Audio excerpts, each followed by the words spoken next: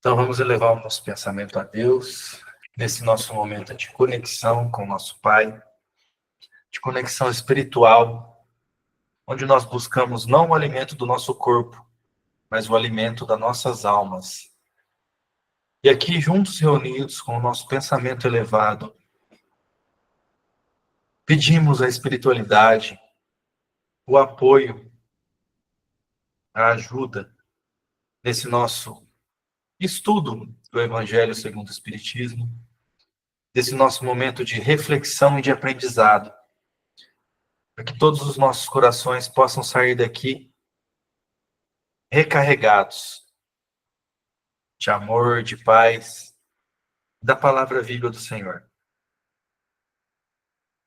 Que as nossas orações possam chegar nesse momento também aos corações de cada um dos nossos irmãos aqui do nosso grupo, os que puderam participar, os que não puderam participar, de todos os nossos irmãos que estejam aqui, encarnados ou desencarnados, passando por algum tipo de dificuldade.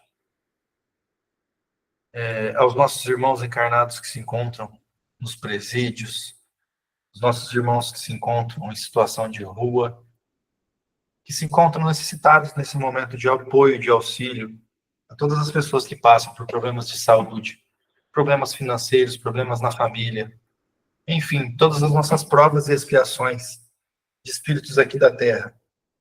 Que os nossos irmãos espirituais possam sempre nos ajudar e nos auxiliar na nossa trajetória terrestre.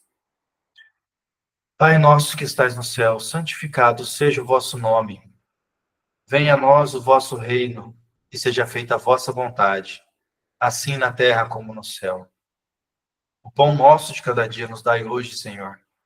Perdoa as nossas ofensas, assim como nós perdoamos aqueles que nos têm ofendido. E não nos deixe, Pai, cair em tentação, mas livra-nos da prática e do pensamento de todo mal. Que assim seja, Senhor Jesus. Então vamos lá para o nosso estudo. Continuando, nós estamos no Evangelho segundo o Espiritismo, ainda na introdução, tá? Nós estamos falando aqui agora no item 4 da introdução, que é os Sócrates e Platão, precursores da ideia cristã e do Espiritismo. Nesse item, nós já estamos no item 2, né? O primeiro item é o início aqui do resumo da doutrina de Sócrates e de Platão. O primeiro item nós já vimos, que fala também sobre encarnação. E agora nós vamos para o item 2. E tudo que ele vai falar aqui nesse item é um item que aqui é maior e a explicação é um pouco menor, mas ele nos faz uma remissão no final ao capítulo 2, item 5. Por isso que eu coloquei lá no grupo esse capítulo 2, item 5 também. Se a gente conseguir, dentro do tempo de hoje, a gente já estudar esse item também, que não é um item tão comprido. Vamos ver. Se a gente não conseguir, a gente continua nesse capítulo, item 2, capítulo 2, item 5, no nosso próximo estudo. Tá certo? Então, o item 2. A alma se transvia e perturba quando se serve do corpo para considerar qualquer objeto. Vou fazer de novo uma reticência aqui, só para lembrar que nós estamos falando aqui dos itens, né, do resumo da doutrina de Sócrates. E aí a gente vai analisar quais são os pontos em comum da doutrina de Sócrates e Platão com a moral cristã, com a doutrina cristã, certo? Então ele vai dizer lá que a alma se transvia e se perturba quando se serve do corpo para considerar qualquer objeto. O que ele indiretamente está nos dizendo aqui? Que a nossa alma, quando encarnada, ela não tem uma visão total. É isso que ele vai nos descrever aqui. Ó. Aqui ele já está falando já que quando a alma vai se servir do corpo para considerar qualquer coisa, ela se perturba, ela se transvia. Ou seja, ela se limita. Tem vertigem como se estivesse ébria. O que é isso? É como se a alma, quando ela entra no corpo, quando o nosso espírito entra em contato com essa matéria pesada do nosso corpo, ela se limita, ela fica com os sentidos limitados, como se estivesse bêbado. Né? Por isso que ele fala, ele tem vertigem como se estivesse ébria. Tem sensações, assim, que são próprias desse contato com a matéria pesada do nosso corpo, quando estamos encarnados. Porque se prende a coisas que estão, por sua natureza, sujeitas a mudanças. Ou seja, o corpo, ele está sujeito a mudanças, né? O espírito, de certa forma, também. Mas aqui, o que ele quer dizer? Com relação à finitude, né? O corpo, ele nasce, ele evolui, ele se desenvolve e ele morre, né? E aí ele volta para a natureza. E ao passo que, quando contempla a sua própria essência, ou seja, quando a alma desprendida do corpo, dirige-se para o que é puro, eterno, imortal, e sendo ela desta natureza, ou seja, a alma pura, eterna e imortal, ela permanece lá ligada por quanto tempo quanto passa. Ou seja, ele está nos dizendo aqui que o espírito puro, eterno e imortal também, ele vai ficar nesse estado de liberdade, conforme mais ele vai sendo puro, maior é o tempo que ele vai passar entre esses contatos com a matéria, até chegar o tempo do espírito totalmente puro, que não encarna mais. Esses são os pontos aí, eu já estou citando alguns pontos que, na doutrina espírita, encontra correspondência lá com a doutrina de Sócrates e de Platão, certo? Então, ele está fazendo uma remissão aí que encontra muitos pontos de contato no espiritismo, de que, deixando essa imagem de que a alma, quando encarnada, né, o espírito aqui encarnado, e a alma, ali, desde o Livro dos Espíritos, Kardec considerou a alma como o espírito encarnado, então vai dizer que tem essas limitações. E até a gente utilizando aí o Livro dos Espíritos mesmo, para comparação, lá vai trazer com maior propriedade até essa questão de que a alma, ela se limita e conforme ela se desprende desse nosso corpo material aqui, ela vai, né, óbvio, lá diz isso também, né, lá deixa bem claro de que não é de imediato, desencarnou, já começa tudo a mudar, a ter uma visão maior, a volitar de um lado para o outro, não é assim, é gradativamente. E é muito bom aqui no nosso grupo poder falar sobre isso, porque um dos pontos aí, uma das obras, né, que deixa muito bem claro essas questões também, dessa evolução gradativa, de conforme vai se desprendendo mais da carne, vai adquirindo uma nova visão, a série Nosso Lar. Né? Lá fala, a série Nosso Lar é a série da vida no mundo espiritual. Se a gente prestar bastante atenção, no primeiro livro ali, o André Luiz, ele vai já, após o tratamento dele, ele vai adquirindo algumas habilidades novas com o espírito. Quando ele vai retornar para a casa dele, ele já consegue volitar, né, que é o capítulo final do primeiro livro do Nosso Lar.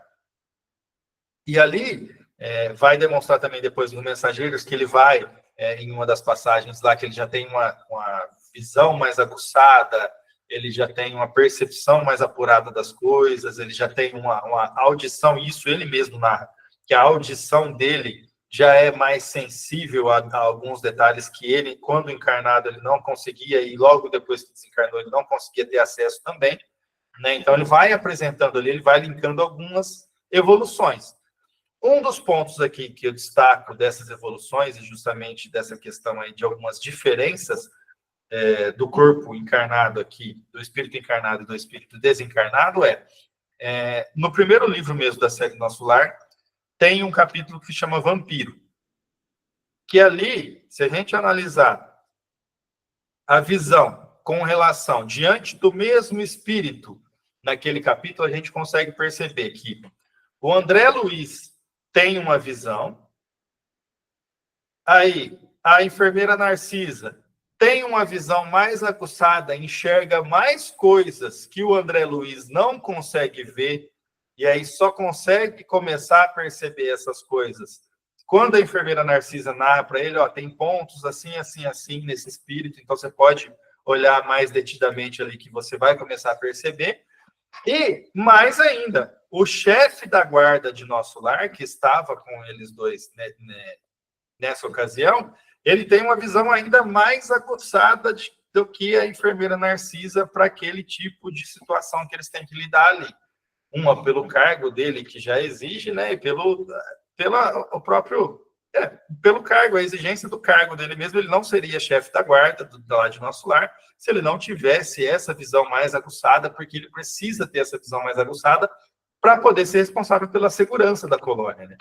Então, ali deixa bastante claro essa questão da evolução gradativa ali, mas que a alma, o espírito, quando desencarnado, ele tem acesso a faculdades que o nosso corpo aqui não permite que o espírito, enquanto encarnado, tenha. A nossa visão, ela é mais ampla, todos os sentidos que a gente tem, eles são mais amplos quando o nosso espírito não está preso ao nosso corpo material, certo? Então, a gente vê que Sócrates já vai, muito antes aí da doutrina espírita, ele já vai basear a sua obra em muitos pontos que, depois disso, o espiritismo vem, depois de muitos e muitos anos, elucidar, certo? Adentrar mais, né? Trazer mais detalhes. Então, ele vai dizer ali que a alma, quando já não ligada ao corpo, cessam, então, os seus transviamentos, pois que está unida ao que é imutável, e é esse estado da alma é que se chama sabedoria. O que seriam esses transviamentos que ele indica ali? Vou utilizar de novo da série Nosso Lar para melhor ilustrar, porque eu sei que as pessoas que estão aqui também, a maior parte, faz parte do nosso estudo do Nosso Lar, mas o episódio que eu citava em alguns estudos anteriormente, que é o retorno da senhora Laura, mãe de Lísias, né, do lado do Nosso Lar, para o plano terrestre, quando ela vai reencarnar, quando ela está fazendo aquela reunião na casa dela, que seria meio que uma despedida dela, ela cita algumas dessas coisas. O que são esses transviamentos? É o medo, justamente, do espírito, ainda quando a senhora Laura estava lá, num estado já, né, um pouco mais evoluído, é o medo de, ao ser imergida aqui na carne de novo, ao regressar ao corpo material, sofrer a influência da baixa frequência vibratória aqui da crosta terrestre, certo? Então, Sócrates vai dizer justamente que quando a alma não está presa ao corpo, cessam, então, seus transviamentos, pois que está unida ao que é imutável, e é esse estado da alma que se chama sabedoria. Ele chamou aqui de sabedoria justamente esse estado de não estar mais sobre a influência desse fluido pesado da carne, dessa energia pesada aqui da crosta terrestre, e que ela nos atinge mais por conta da nossa ligação com o nosso corpo, né? Então, ali na explicação, assim, ilude-se a si mesmo o homem que considera as coisas de modo terra-terra. O que é essas coisas de modo terra-terra? Do ponto de vista puramente material, como se nós iniciássemos nessa encarnação com o nosso nascimento e a nossa vida fosse simplesmente até a nossa morte, certo? Que essa ideia materialista de que a alma seria criada juntamente com o corpo, certo? Então, ilude-se a si mesmo quem considera somente as coisas do ponto de vista material. Para apreciar as coisas com justeza, tende a as ver do alto, isto é, do ponto de vista espiritual. O que a gente está aqui enfatizando?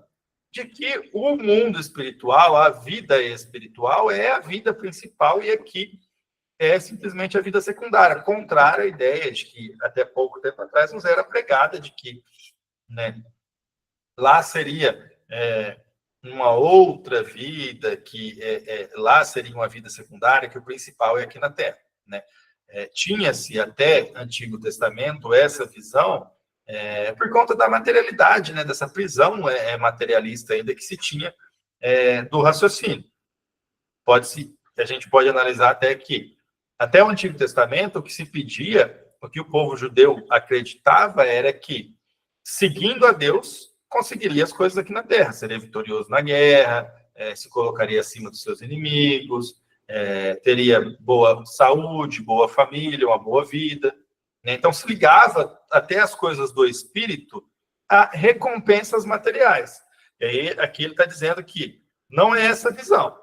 A visão é de ver e enxergar a realidade de que o mundo espiritual é o mundo principal e olhar as coisas do alto, do ponto de vista do alto, do ponto de vista do espírito, encarnado, certo?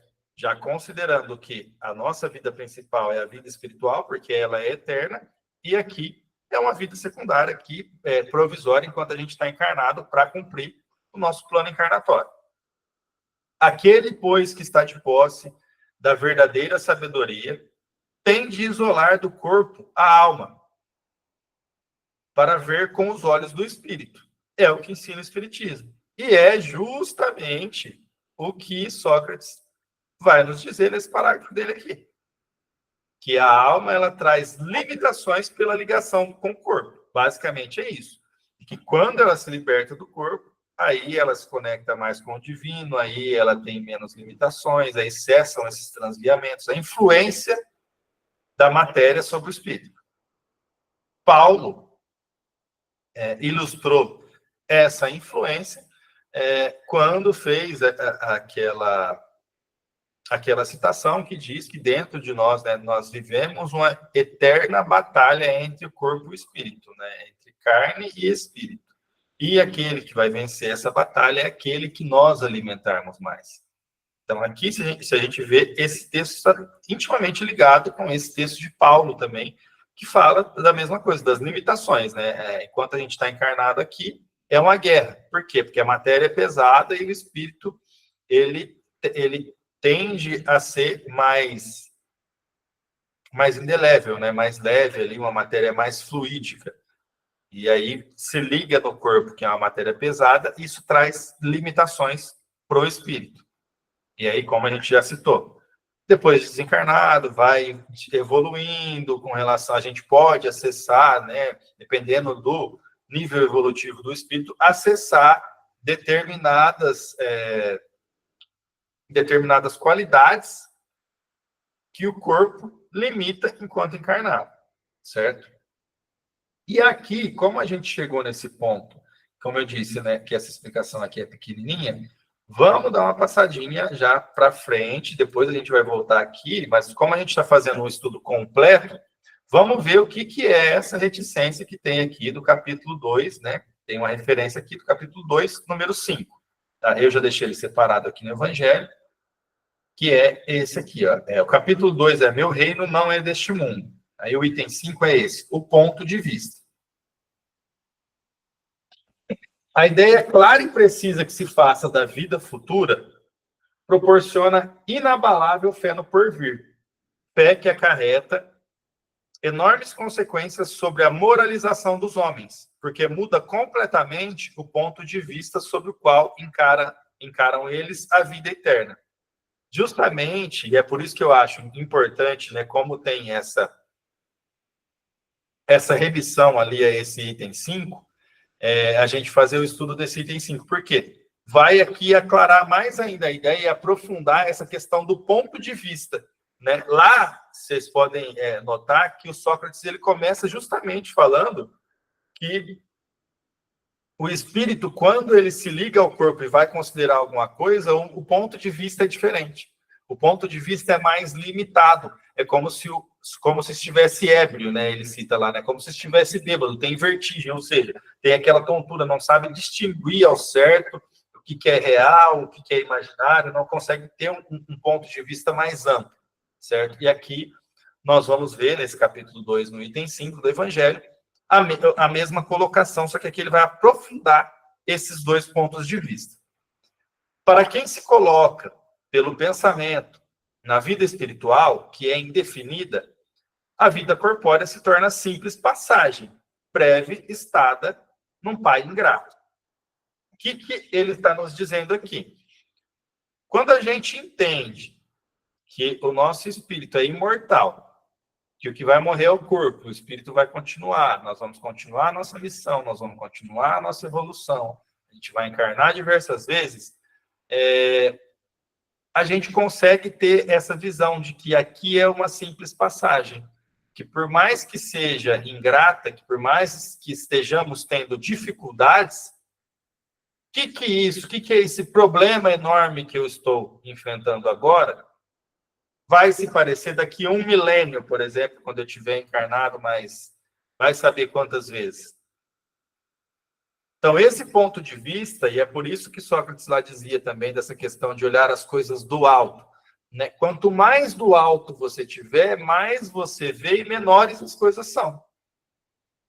Quando você está num edifício bem alto, lá em cima, no 50º andar, no 30º andar, você olha para baixo, você vai ver as pessoas, os carros, tudo pequenininho. Mas você vai ver uma grande área, né? Se você estiver muito alto, você olha assim, você vai ter uma visão ampla. Então, é justamente isso. E isso a gente pode fazer aí uma analogia aos problemas nossos. Quando você está lá em cima, se você olhar do alto, ou seja, da vida espiritual, da evolução eterna que nós temos que concluir, de tudo que a gente tem que passar para poder aprender, para adquirir mais qualidades, das outras encarnações que a gente vai ter, das que a gente já teve, a gente vai ver que os problemas que a gente enfrenta são pequenininhos, né? Que eles vão passar, como milhares de outros já passaram, e nós vamos ter ainda milhares de outros problemas. Né? Então, ali agora ele vai começar justamente a falar sobre esses problemas. Né? As vicissitudes e tribulações dessa vida não passam de incidentes que ele suporta com paciência. Ele quem? Ele, o espírito encarnado que conseguiu se desprender desse olhar materialista que a gente tem quando está encarnado, conseguiu se deslocar um pouco acima e olhar essas coisas de cima. Ó, tudo bem, eu estou agora aqui limitado, encarnado, numa situação de passar por tal dificuldade, mas essas dificuldades elas vêm para apurar, para depurar o meu espírito, para me ajudar a evoluir, para me ajudar a desenvolver novas qualidades.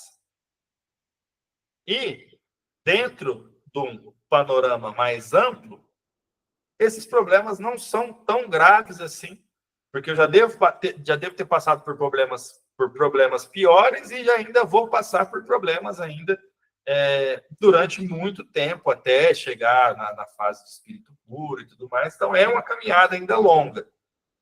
Então, é justamente essa pessoa que ele está citando aqui. Ele suporta com paciência, é essa pessoa que consegue fazer esse exercício de se deslocar acima da matéria para ter uma visão um pouco mais ampla, ainda que encarnado.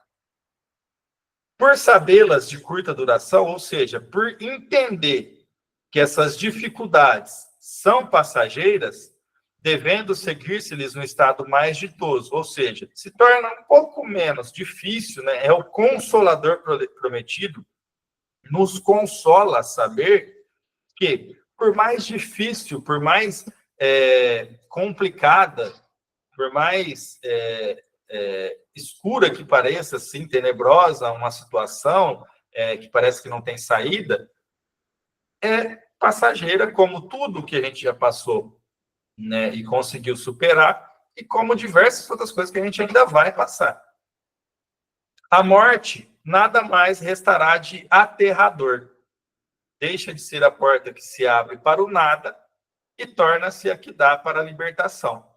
Eu lembro ainda do paradoxo que a gente discutia há 2 estudos atrás, sobre essa questão, né, de quando o espírito aqui encarnado, ele parte para o mundo espiritual, ele desencarna, para nós resta uma dor do luto, para as pessoas que lhe são caras, para as pessoas que lhe são próximas, resta a dor do luto, mas para o outro lado, para quem já está do outro lado, quem tem aquele espírito guardado dentro do coração, que tem afeto, que tem carinho, que tem uma ligação para aquele espírito, é justamente a chegada dele na pátria espiritual.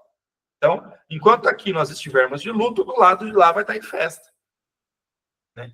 E aqui ele está dizendo justamente isso, né? Que ao ter essa visão, a morte ela já não é mais uma porta para o nada, ela já não é o fim.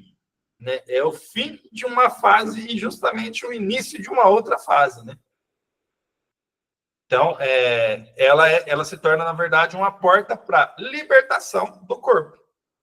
Né? E aí o espírito ali, ele coloca, né, pela qual entra o exilado. Exilado por quê? Exilado era aquele espírito que estava encarnado e encontra-se num estado de exílio dentro do corpo, numa mansão de bem-aventurança e paz. O que é essa mansão? É o mundo espiritual, onde ele vai ser um espírito bem-aventurado. Pois não, Janete, fique à vontade. Boa noite. Boa noite. Você falando assim, eu lembrando que interessante quando você falou na própria encarnação, na própria trajetória, no próprio processo da nossa vida, quando chega um certo tempo que justamente a maturidade, independente de religião, o próprio ser, né, já entra nessa consciência eu acho que até inconsciente, né, essa consciência inconsciente dessa passagem, quando ela aceita essa passagem, quando ela se prepara. Claro que é mais fácil quando a gente tem uma religião. E quando, não é puxando a sardinha para nossa, é o espírita, eu acho que quando a gente compreende ela, né, claro, a gente ainda vai trabalhando isso com mais facilidade, né? Sim. Conforme a gente vai passando pelas dificuldades da vida ali no estágio inicial, a gente vai criando uma certa casca, né, um certo calejamento, né? Então, o espírito tende a isso, né, a chegar um momento que a gente vai se debater menos com as dificuldades, porque quando chegarem as dificuldades, como você já passou por diversas, você já traz uma carga de experiência em lidar com obstáculos, vamos dizer assim, sejam eles quais forem, a gente já não entra mais nesse desespero e aí vem essa maturidade, né? De que, ó, esse aqui é um problema, tal, é difícil, tudo mais, mas eu já passei por outros problemas difíceis tanto quanto, ou até talvez mais, e eu estou aqui, e a vida seguiu e as coisas continuaram, então a gente vai criando essa resiliência, mas o ponto da religião aí é que ela nos ajuda a ir mais alto ainda, né, Janete, para analisar ainda de um panorama ainda mais amplo, para enxergar esse problema como talvez ainda menor ainda do que fazendo só essa visão de que eu já passei por outros problemas, né? Porque aí você entra no raciocínio de que, além de que eu já passei por outros problemas, eu continuarei evoluindo apesar desse que eu tenho agora.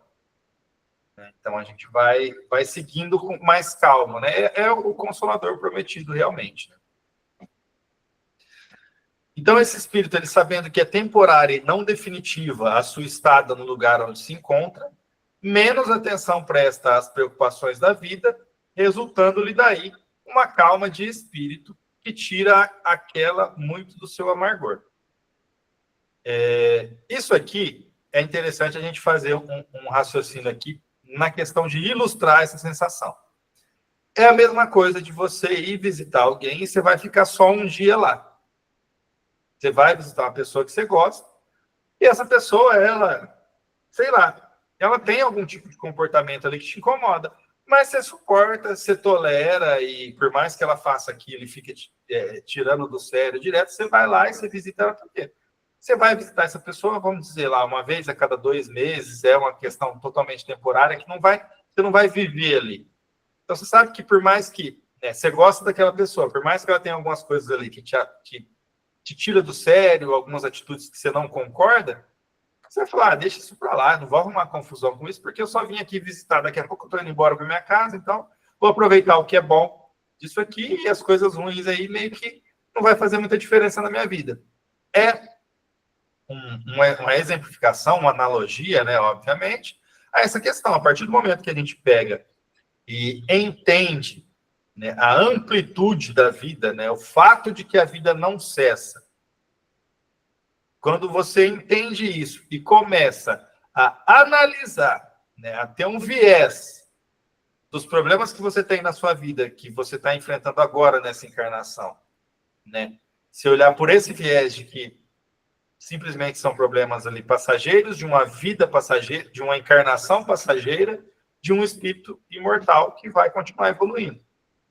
Então, isso tira muito o amargor, que é o que ele está dizendo aqui.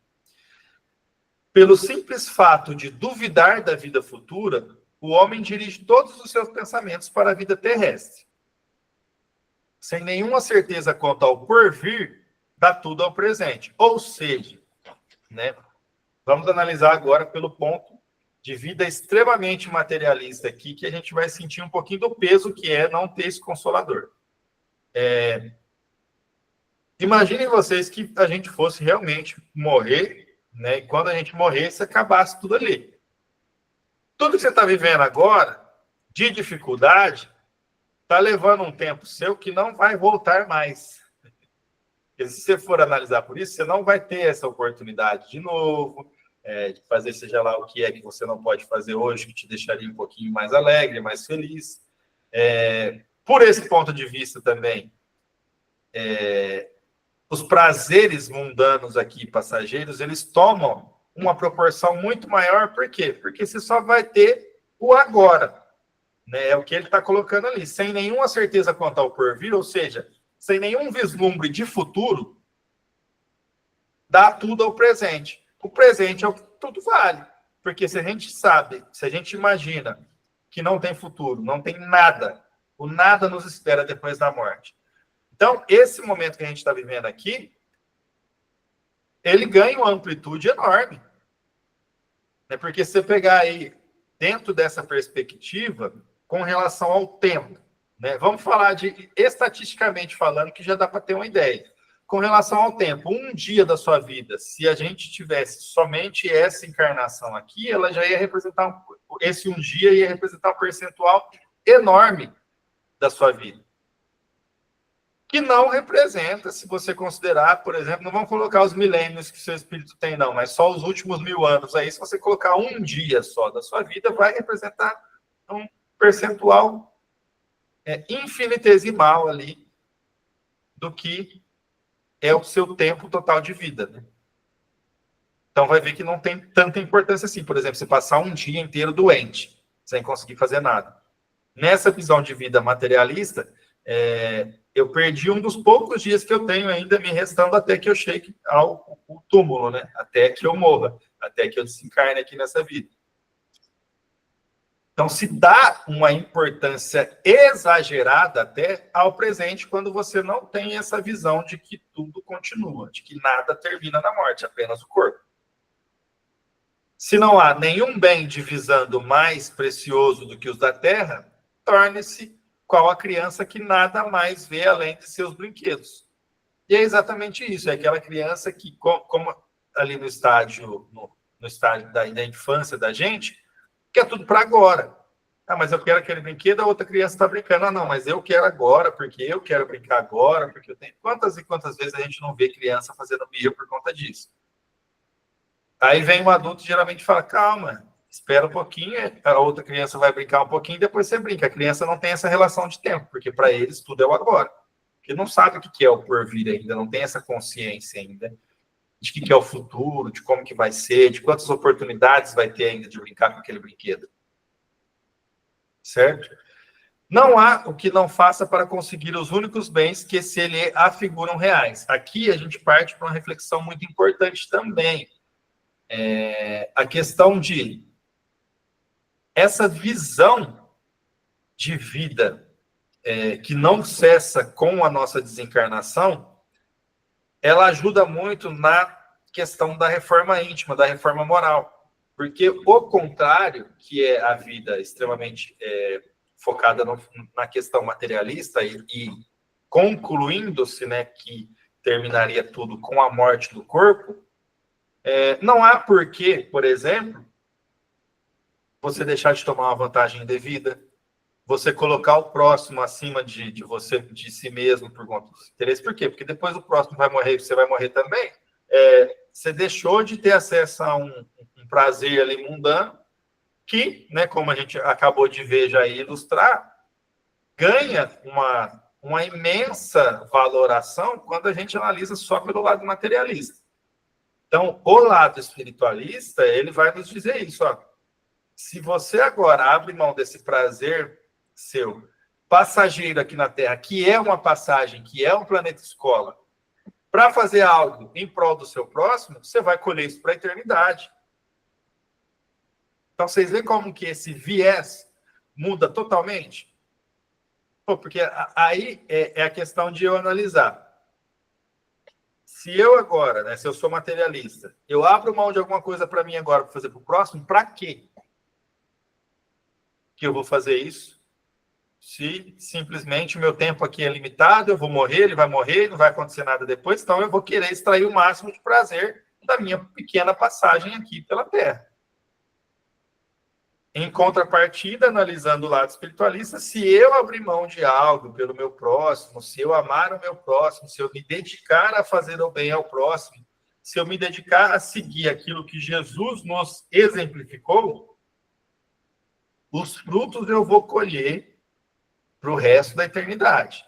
As qualidades que eu desenvolver, o amor que eu desenvolver e exercer esse amor pelo próximo, eu vou carregar comigo para o resto da eternidade. Então, muda totalmente o viés desse ser, principalmente no tocante a essa questão da reforma íntima que eu acabei de citar, certo? Você acaba diminuindo o valor das questões materiais aqui e do presente para dar valor às questões da vida eterna, da vida espiritual, certo? E o futuro. Alguém quer fazer alguma consideração? Podemos seguir em frente? Estão conseguindo acompanhar e conseguindo entender essa questão? Sim, estamos acompanhando, sim. Sim, Então, está vamos muito seguir em bom. frente. A explicação está fácil e boa. Tá ótimo. Então, vamos que vamos. Vamos seguindo aqui. A perda do melhor deles lhe ocasiona causticante pesar. O que ele está falando aqui? Dos bens ainda materiais, tá? Então, para essa criatura que está tendo essa visão limitada ao que é material, a perda de qualquer um dos seus bens lhe ocasiona um causticante pesar. O que é isso? Lhe causa uma dor, mas uma dor muito grande, um causticante pesar. Um engano, uma decepção, uma ambição insatisfeita, uma injustiça de que seja vítima, o orgulho ou a vaidade feridos, são outros tantos tormentos que lhe transformam a existência numa perene angústia, infligindo-se ele, desse modo, a si próprio, verdadeira tortura de todos os instantes. Por quê? Como é o pensamento que eu ilustrei? Se nós considerarmos a vida apenas como essa passagem infinita aqui na Terra, tudo vai nos incomodar, tudo que for de dor vai nos doer muito mais, porque a gente vai estar pensando que, nossa, agora eu vou passar por essa dor aqui e vai chegar ali na frente e eu vou morrer. É muito mais injustiça, isso vai doer muito mais, vai causar um pesar muito maior, porque para a pessoa que é extremamente materialista, o que vale é o quê? É o momento, é o presente.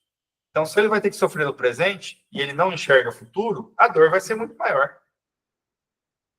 Porque ele mesmo vai se colocar no estado de se torturar mais pelas questões que estão acontecendo, pelas dificuldades que vem passando.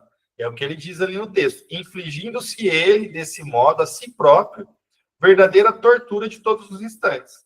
Nossa, estou aqui sofrendo, estou com dificuldade nisso. Nossa, tem tanta gente com tanta facilidade, daqui a pouco, ó, eu já estou com 40, 50 anos, aí daqui a pouco passa e eu vou continuar com essa dificuldade aqui, não consigo isso, não consigo aquilo. Ah, por que eu nasci aqui? Por que eu não nasci lá na Europa? Ah, por que eu não nasci em tal lugar? Ah, por que eu não fui assim, assim, assado, sabe?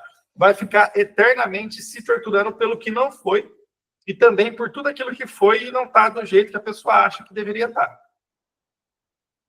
Colocando o ponto de vista de onde considera a vida corpórea, no lugar mesmo em que ele aí se encontra, vastas proporções assume tudo que o rodeia, ou seja, considerando só esse tempinho aqui de vida, vamos colocar aí 80, 90 anos que o ser humano vive encarnado aqui na Terra, pegando uma média aí, né? Tudo que a gente considerar daqui, tanto bem quanto mal, vai tomar uma proporção imensa. Agora, quando você pega e estica essa linha do tempo e considera que você veio bem antes e vai ainda infinitamente, né? Vai viver eternamente, então tudo que acontece nessa vida aqui toma uma proporção já um pouco menor.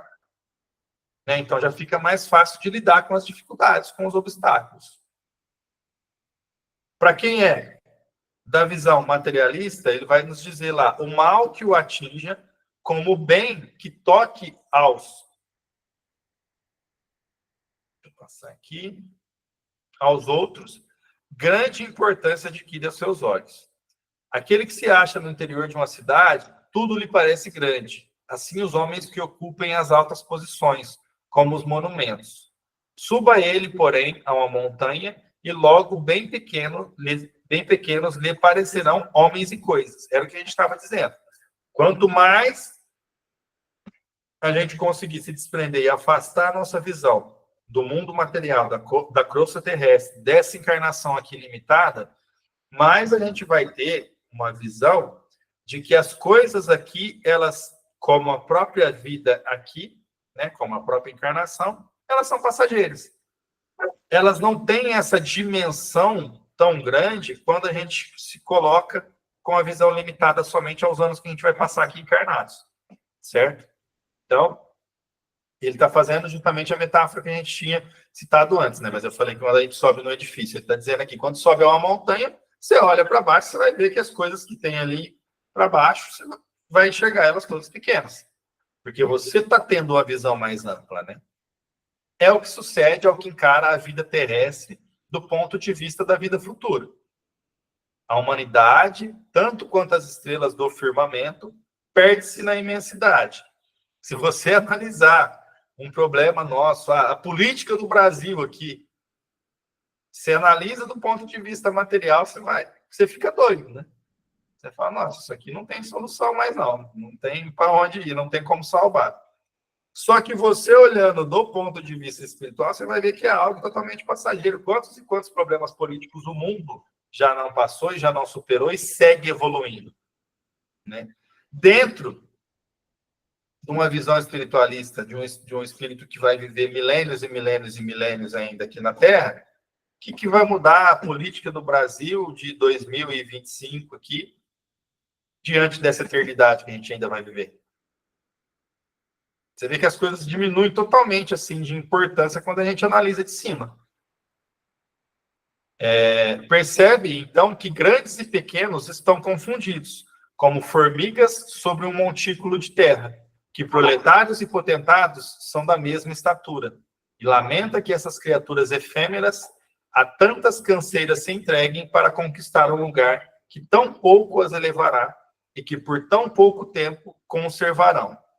Daí se segue que a importância dada aos bens terrenos está sempre em razão inversa da fé na vida futura. Bens terrenos, cargos. Se a gente começa a analisar desse ponto de vista, de quem se desprende da visão materialista, todo mundo vai parecer sobre formigas sobre um montículo de terra.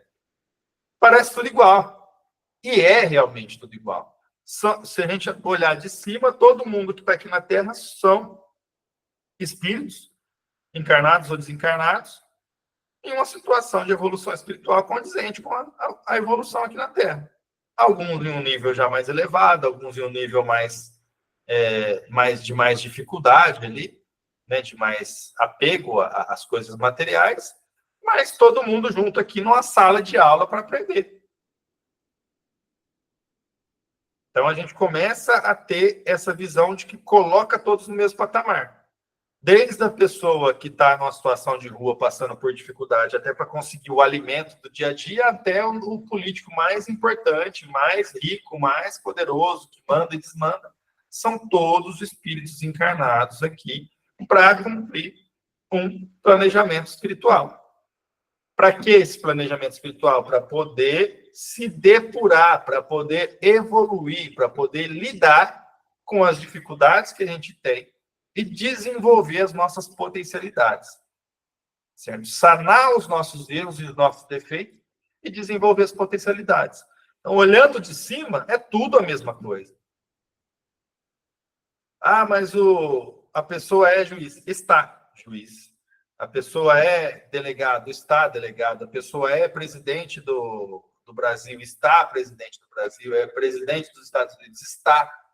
Tudo é passageiro. O cargo é passageiro, a formação é passageira. Então, tudo se torna passageiro se a gente vê isso pelos olhos da vida futura, porque a vida futura é a vida eterna, né? Então, os bens aqui, os cargos, as coisas que acontecem, tanto as boas quanto as ruins, você vê que vão ser pequenos pontos que vão formar uma linha contínua ali de evolução daquele espírito, né? De obstáculo em obstáculo, ele vai seguindo em frente, se depurando, passando pelas dificuldades, se melhorando e continuando em frente, e evoluindo cada vez mais. E aí eu gostaria agora de saber com vocês, eu vou parar nesse, onde está aqui Vida Futura, vou encerrar por aqui hoje, porque a gente está já chegando ali no nosso limite de tempo. Eu gostaria de abrir agora para comentários, para colocações de vocês, que aí no próximo estudo a gente vai voltar lá no item da introdução, tá? A gente está aqui no item 2 já do 4, né? Nós terminamos ele hoje, ó, que terminou aqui. Eu já vou deixar até grifado aqui que a gente vai começar a nossa próxima aula nesse item 3 aqui. Deixa eu só marcar de outra cor aqui, senão depois eu acabo me confundindo. Deixar marcado de amarelinho aqui para a gente continuar desse item 3. Comentários, quem quiser falar alguma coisa aí.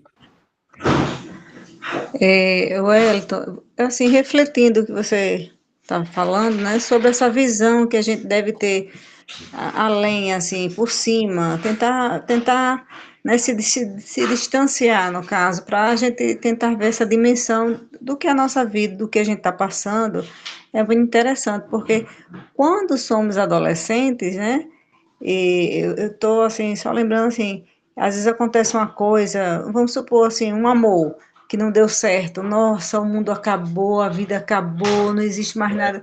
E quando consegue atravessar isso, aí você olha com o tempo assim, olha, meu Deus, ainda tenho tanto, mas aí, para ter essa mentalidade, ainda né, tem que trabalhar muito, mas também, né, além disso aí, para você comentar sobre isso, eu também penso assim, o que é que a gente está passando com tanto conhecimento hoje, com tanto assim, a gente está mesmo aqui nesse estudo, e tantas assuntos que hoje a gente tem em mãos, né, com facilidade, e a ansiedade, né, o que está nas pessoas, essa doença que está atacando, assim, essa ansiedade de, parece que como se tudo fosse se acabar, a gente já tendo essa noção, eu fico assim pensando, meu Deus, né, como é difícil lidar com tudo isso, se você tem essa visão, mas ao mesmo tempo o mundo passando pela depressão, pela ansiedade.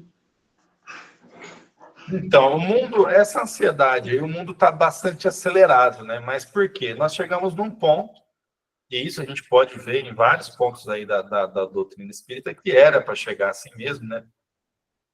Chico Xavier, há muito já elencou como itens assim que dão o diagnóstico de que um planeta ele está passando por uma regeneração, né? Que é a questão das doenças do psicológico, da depressão, da ansiedade. Quando o mundo começa a adoecer, é a fase justamente da regeneração, que o mundo está passando, né, pela transição. Essa transição aí, ela traz isso mesmo, né? Esse mundo ansioso e depressivo é justamente a doença trazendo a pessoa para o centro. O que é o centro? É o momento de agora, é começar a viver o agora, e a gente só consegue começar a viver o agora mesmo, plenamente, quando a gente consegue fazer esse deslocamento e ver as coisas com essa visão da vida eterna, porque aí você não vai ter mais nem pressa de fazer nada e querer ficar vivendo sempre o futuro, porque você sabe que o futuro não tem fim, né? É infinito, a sua vida não vai acabar com a vida do corpo, e nem essa questão de ficar remoendo coisas do passado por conta da depressão, né? Depressão, excesso de passado, ansiedade, excesso de futuro.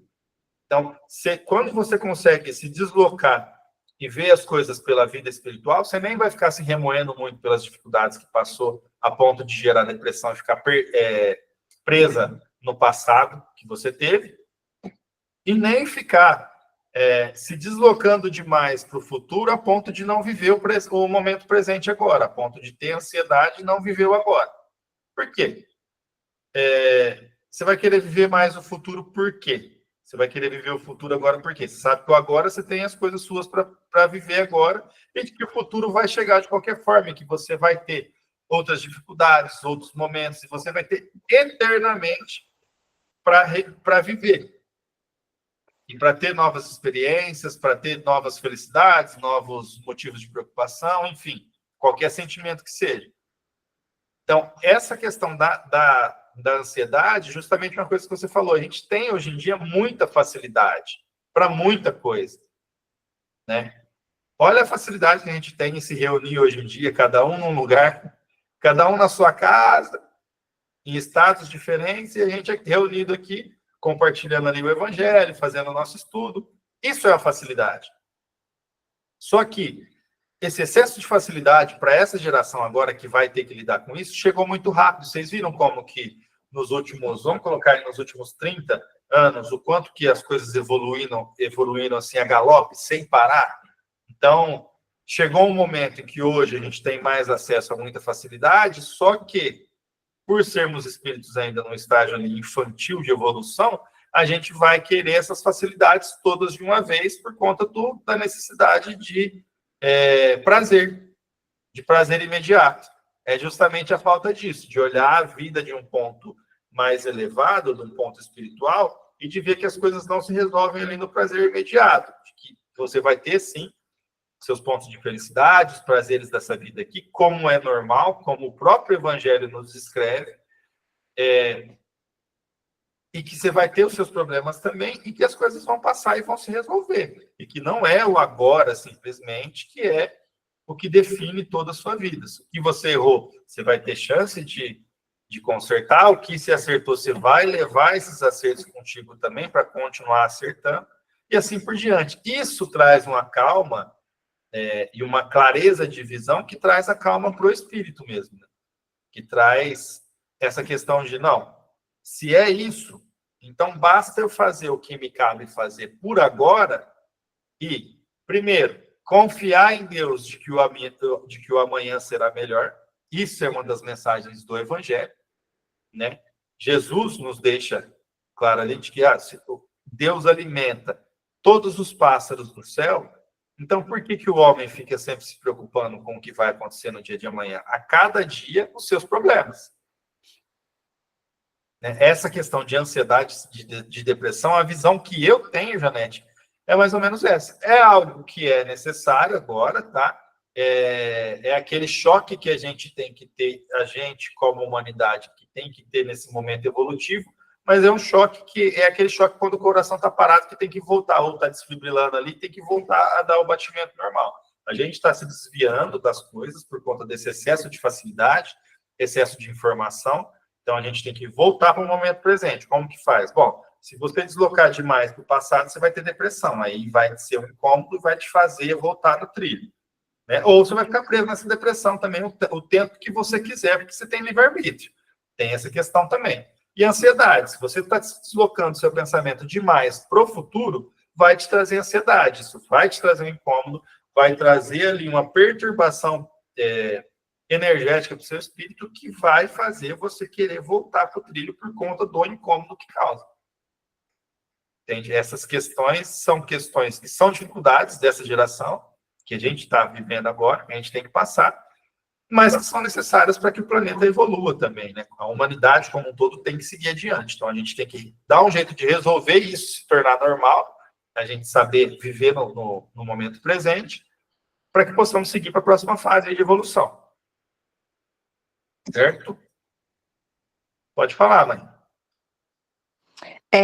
Janete, eu vou falar uma experiência minha, que eu penso, é uma forma assim que eu peguei um pensamento e eu carrego para a minha vida. Eu não lembro quem me disse. Por exemplo, você vai no rio, tem uma pedra lá no rio, você vai colocar o teu pé. Tipo, você vai lá, foi hoje, meio-dia, colocou o teu pé lá. Vamos passar água em cima do teu pé. Amanhã você vai, meio-dia, você vai colocar o pé na mesma pedra, é a mesma pedra que é a tua vida. Mas não é a mesma água. Não tem como você trazer aquela água que passou ali de volta. Isso é o passado. Agora, quanto à ansiedade, é aquilo assim, a vida a Deus pertence. Então, adianta a gente ficar ansioso, o que vai fazer amanhã, o que vai acontecer? Não adianta, não resolve nada. Porque a gente não sabe se nem aqui a gente vai estar. Então, essa é a forma com que eu vejo e trabalho essa questão de depressão para não cair em depressão e da ansiedade também. Então, viver o presente precioso, que é o momento em que a gente está vivendo hoje. Exatamente. E lembrando também que tem uma coisa, só um detalhezinho. Essa questão é uma questão da humanidade, tá? É desse momento agora. Então, nós, por mais que a gente faça um esforço, nesse momento agora, a gente vai ter que fazer um esforço maior ainda para se manter focado no momento presente e não cair nem para o lado da depressão nem da ansiedade, porque nós estamos imersos em um planeta onde a energia que nos circunda está carregada desse tipo de sentimento, de depressão e de ansiedade, certo? O planeta está doente. Os medicamentos que mais vendem, disparadamente, são de depressão e ansiedade. Então, como nós estamos imersos nisso, nós vamos ser arrastados por essa frequência também. Então, nós temos que ter, justamente por o planeta estar passando por isso, um esforço maior em se manter centrado no momento atual. E principalmente, né, quando a gente lidar, achei ótimo, viu, Aparecida, esse jeitinho de você pegar para si, né, e refletir sempre sobre. Sim. Eu fico pensando assim também, no caso, a gente, né, que lidar com crianças, porque o que a gente vê, crianças, olha, já nesse estágio, assim, passando por tudo isso, e a gente, assim, como lidar com isso com elas? Porque não é nem, às vezes, a gente, graças a Deus, eu não passo. Até então eu sou tranquila. Mas, assim, para lidar justamente, auxiliar os outros que estão passando por isso, então a gente tem que realmente ter um pensamento, né? Como falar, como tentar fazer com que eles reflitam. Um adulto que entende um pouco, vá lá, mas as crianças é um pouquinho complicado. E aí é que tá, né? É uma forma também de forçar nós, como adultos, a termos que aprender, porque a gente tem que dar conta disso, a gente tem que ser um suporte para essas crianças agora, porque senão eles já estão entrando nesse mundo em que já o normal dos adultos já é consumir esses medicamentos, sempre um antidepressivo, um remédio para ansiedade. Então, nós temos que ter essa bagagem de começar a entender, de olhar com o olhar de que, ó, eu tenho que entender isso aqui, porque tem toda uma geração vindo aí também que eles vão precisar desse conhecimento, eles vão ter que ter alguém mais velho para passar esse conhecimento para eles também. Então, nós temos que nos estruturar a poder dar uma base para essas crianças também. Você vê, é um esforço coletivo mesmo que tem que ser feito. E esse é um dos desafios da humanidade aí que não se vence sozinho, né?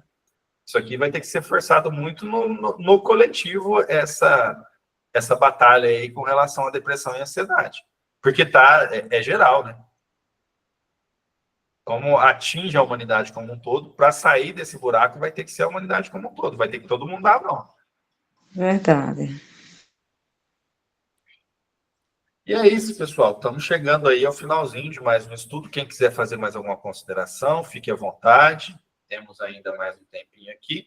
Se não tivermos mais considerações, se ninguém mais for participar, a gente parte para a nossa prece de encerramento, certo? Vamos dar um tempinho aí, se alguém quiser se manifestar.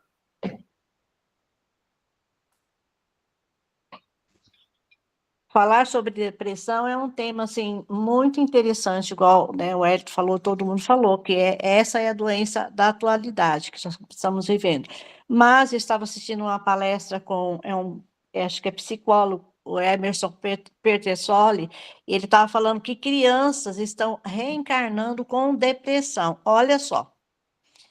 Como se sabe que um bebê tem depressão? Ele não chora para mamar, ele não chora quando ele faz as necessidades, ele fica alheio a qualquer coisa. A criança chega no consultório com 8, 10 meses, e o pediatra, que é amigo dele, comentando dessa depressão. Que coisa, né? Então, eu creio que já são espíritos que têm esse problema depressivo, que já vem nessa situação, que entra na reencarnação para ver se consegue melhorar. Que trouxe da encarnação passada, né? Sim, Talvez não sim. conseguiu resolver. Não conseguiu resolver, verdade. Misericórdia, meu Então, para Deus. você ver como que está grave isso daí da depressão. Se eu achar, a hora que eu achar a palestra, eu vou postar no grupo e vou citar aqui sobre a depressão. Aí vocês assistem, que é muito profundo, é muito interessante. Até porque é um profissional que atua nessa área, né? É diferente da gente falar, a gente não tem o conhecimento que ele tem para falar. Mas olha aí, né, o lado bom disso. Já vem com esse problema desde pequeno, já vai ser diagnosticado desde pequeno. Sim. Cedo, É uma quando nova oportunidade com mais tempo ainda para tratar desse problema. Com mais tecnologia agora do que tinha na última encarnação aqui na Terra, com mais medicamentos melhores. Porque isso está evoluindo também, né? Os antidepressivos, os ansiolíticos estão cada vez ficando melhores na questão dos efeitos colaterais, né? Das contraindicações e tudo. Esses medicamentos estão sendo depurados também. Nós estamos, né, caminhando como humanidade, como um todo, para chegar numa solução desse problema. Sem falar em diversas outras coisas, né? A nossa humanidade também está mais preocupada com as pessoas na questão de trabalho, de qualidade de vida, de oferecer realmente condições dignas para todas as pessoas, de olhar para as dificuldades que não são as minhas, mas outras pessoas têm essas dificuldades, então cabe a mim também saber ajudar num todo para resolver, para melhorar para o outro também, ainda que não seja um problema meu. Então, essa geração, eu até comentava com alguns amigos esse final de semana, né? Essa geração de agora tem esse benefício, você pode ver. A pessoa descobre que existe um problema assim, assim, assado. Ela vai desenvolver uma ferramenta, uma tecnologia para ajudar essas pessoas que têm esse tipo específico de problema, ainda que ela não tenha o problema. A gente vê muito isso hoje em dia, que não se via tanto antes. Verdade. Então, vamos encerrar o nosso estudo de hoje, né? Nossa conversa aqui está muito boa, e se a gente for falar sobre depressão e ansiedade, a gente fica diversos estudos aí falando só sobre isso. E são discussões que é importante a gente ter, porque, como eu disse, né, nós estamos imersos em uma sociedade que está adoecendo psicologicamente, com depressão e com ansiedade. Qual que é o meio que nos cabe de combater isso? Primeira coisa, informação. O máximo de informação, o máximo de incitar esse tipo de debate, de conversa, pegar um pouquinho da opinião do outro com relação a isso, da experiência do outro ali, trazer para o seu dia a dia também. Porque, como eu disse, né, está adoecendo a humanidade como um todo. Vai ser necessário que se deem as mãos para sair disso. Então, vai ser nessa troca de experiência, nessa troca de informação aí que a gente vai conseguindo, pouco a pouco, vencer. É verdade. Mãe, você faz a oração para a gente de encerramento? Faço sim. Então, vamos orar neste momento, elevar os nossos pensamentos em Jesus.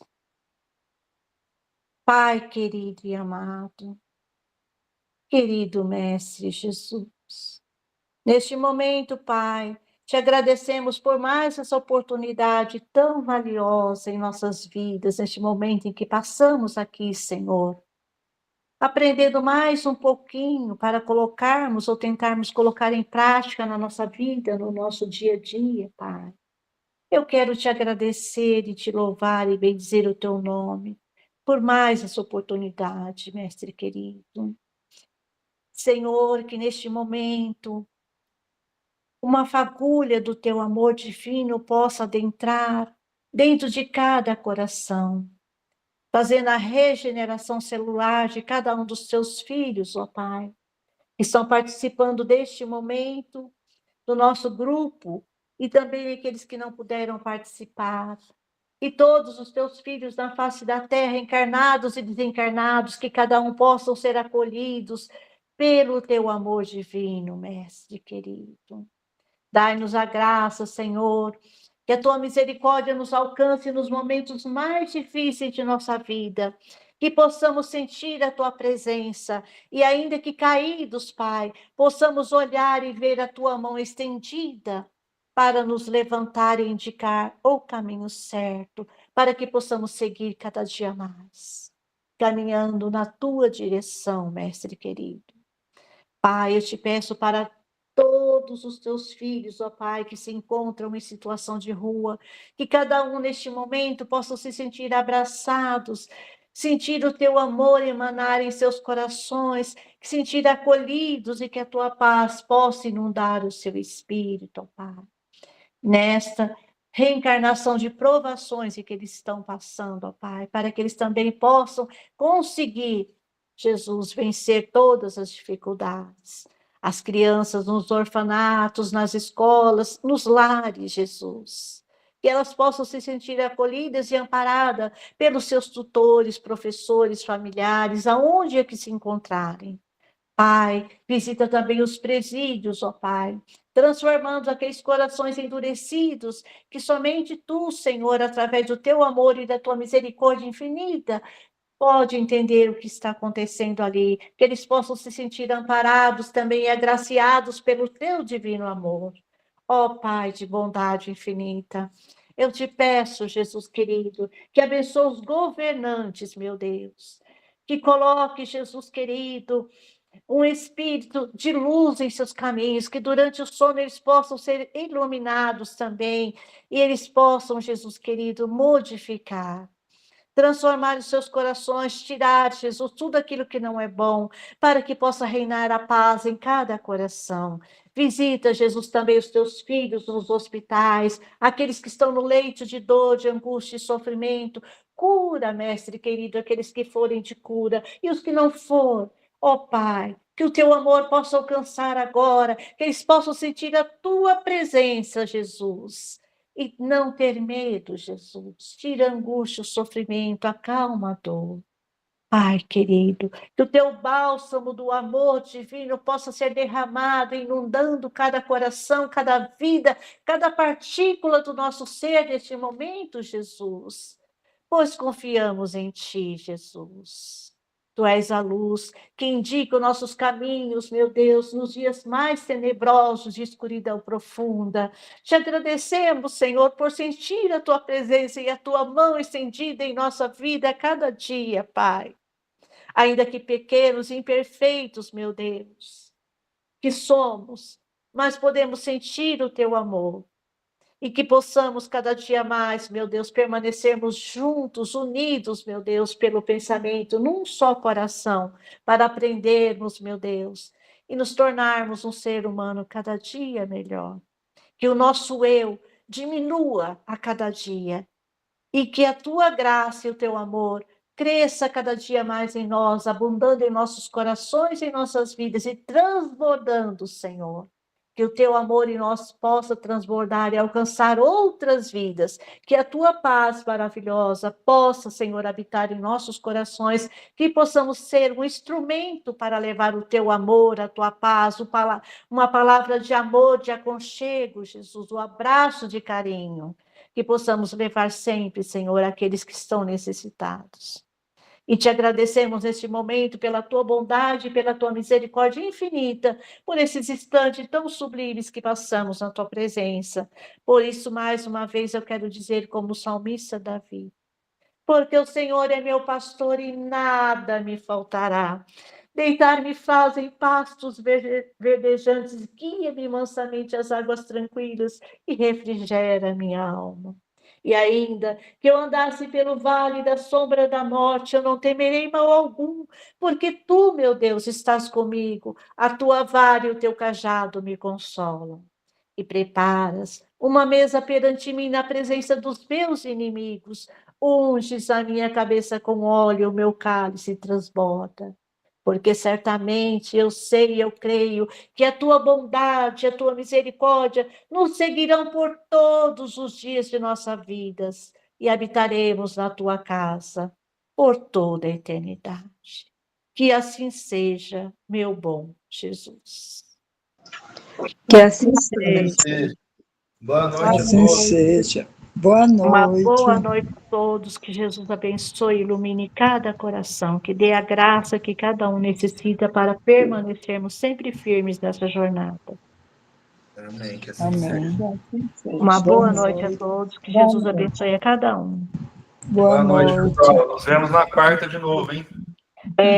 Essa reunião tem um gostinho de quero mais, Porque daqui a pouquinho a gente já está de volta aí.